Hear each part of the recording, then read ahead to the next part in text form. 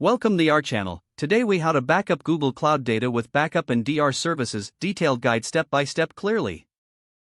To begin, log in to your Google Cloud console.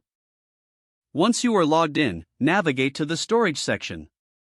In the storage section, select backup and DR from the left-hand menu. Click on Create Backup Policy to start the backup configuration. Choose a name for your backup policy that reflects its purpose. Next, select the resources you want to backup. You can choose from various data sources, such as databases or entire virtual machines.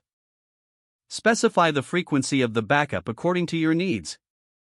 You can set the interval to daily, weekly, or monthly. Now, define the retention period for your backups. This setting will determine how long your data will be stored. After configuring the settings, review the options to ensure everything is correct. Click Create to finalize your backup policy. Once the policy is created, you will see it listed in your backup and DR dashboard. To run your first backup, select the newly created policy. Click on the Backup button to initiate the process. Monitor the progress of the backup in the dashboard. Once completed, verify the success status of the backup. You can access your backed up data in the Backup section of Backup and Doctor.